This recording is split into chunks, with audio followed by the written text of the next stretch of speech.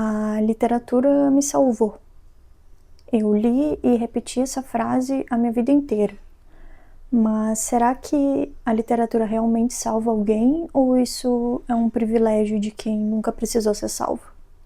Hoje eu queria falar sobre isso a partir da leitura de Triste Tigre, de Neide Sino, uma leitura que me fez mudar completamente essa ideia. Eu aprendi a ler com o gibi da Turma da Mônica quando eu ia para os fins de semana na casa do meu pai e ele não tinha televisão. Era só os gibis mesmo, era toda a distração que eu tinha. E depois, na adolescência, a literatura também virou refúgio. Eu lia para me divertir, mas eu também lia para fugir. Fugir dos problemas da adolescência que na época pareciam catastróficos. Eu aprendi que quando eu colocava o fone de ouvido e abria um livro, eu conseguia me desligar totalmente do barulho, do burburinho das conversas e dos pensamentos que às vezes a gente não quer escutar. Depois veio a vontade de escrever, de colocar o sentimento no papel, de transformar a dor em linguagem. A literatura ela sempre esteve comigo, seja na mesa de cabeceira ou na mochila que eu ia levar para a escola no dia seguinte. Mas a verdade é que eu nunca precisei ser salva de nada. Em Triste Tigre, a autora ela relata um pouco dos anos em que ela foi abusada sexualmente pelo padrasto dela. É um relato cru, direto e sem muito floreio, assim, então ele é um livro bem pesado. E uma coisa que me marcou muito é que ela diz que a literatura não salvou ela. Ela escreve algo um pouquinho diferente. A escrita só pode ocorrer depois que o trabalho já foi feito. Um pouco do trabalho. Essa parte de trabalho que consiste em sair do túnel. E o que ela está dizendo aqui, basicamente, é que a escrita e a literatura não salvaram ela. Elas vieram depois. E isso me desmontou, assim. Eu fiquei... Sabe quando tu tem uma crença a tua vida inteira e daí algo vem e te faz entender que talvez as coisas não sejam bem como tu estava pensando? Foi meio que isso, assim. Porque talvez a literatura ela não seja a causa. Talvez, só talvez, ela seja uma consequência. E eu sempre achei bonita essa ideia de que a literatura tem um poder transformador. E tem, mas poder de transformar o quê, basicamente? Para quem vive no escuro absoluto, talvez nem seja possível abrir um livro.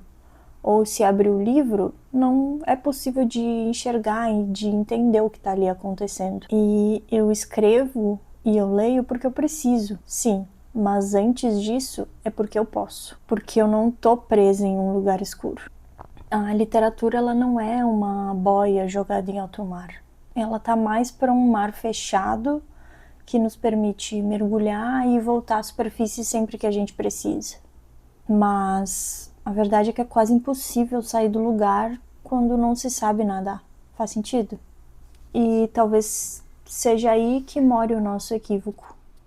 Além do relato do abuso, uma das coisas que mais me impressionou foi a distância que ela tenta manter do abusador e da situação, por mais difícil que isso pareça, né? Porque não tem muito como tu se distanciar de uma situação assim.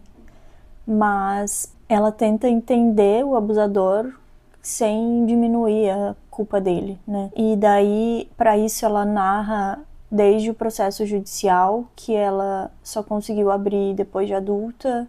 Ela narra a situação que ela teve com a mãe dela, que não conseguia se separar dele porque ela vivia numa situação de dependência.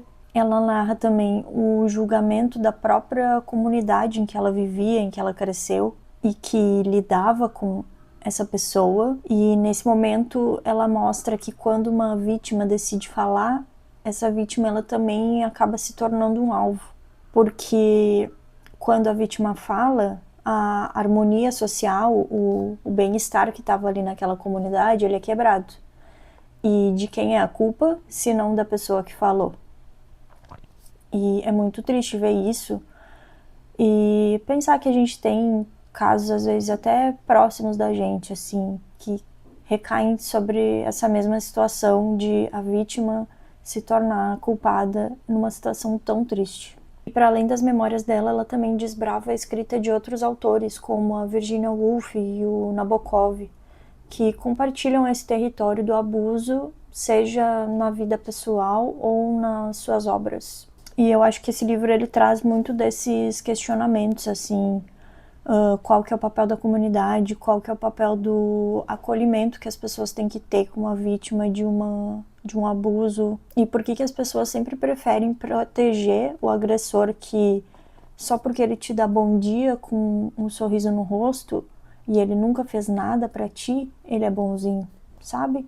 E acaba que isso não é só um problema familiar. Claro que é um problema familiar, porque ele acontece em muitas famílias, mas ele também é um problema coletivo e eu acho que a gente debate ele muito pouco. Eu continuo sendo uma grande defensora da literatura leve, das fantasias, dos romances, da fuga, né? Eu acho que é tão fácil fugir do mundo real quando eu entro numa fantasia, porque é tanta coisa diferente que acontece, que é tão fácil, assim, e é tão bom a gente conseguir se desligar às vezes e ir para um mundinho totalmente novo. Mas às vezes é bom a gente tomar um tapa na cara também, né? Às vezes a gente precisa conseguir encarar aquilo que machuca. Não necessariamente a gente, mas que machuca as pessoas. Aqui no livro, a Neige Sino, ela descreve o privilégio branco que ela tem como white trash, que é um termo utilizado principalmente nos Estados Unidos para descrever as pessoas brancas, que elas são pobres, mas ainda assim elas são brancas, então ainda resta algum privilégio. E eu fiquei pensando que eu também me encaixo nessa categoria, e talvez esse tenha sido um dos meus maiores problemas. E depois de ler esse livro, eu entendi que a literatura ela não necessariamente salva, mas ela ilumina. Ela ajuda a dar nome aos fantasmas.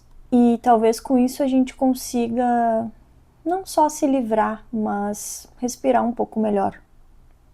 Talvez eu nunca mais diga que a literatura me salvou. Ela me acompanhou, ela me formou, me deu linguagem. Mas salvar eu acho que é uma palavra muito forte. E depois dessa leitura eu entendi que não é a escrita que nos ajuda a sair do túnel.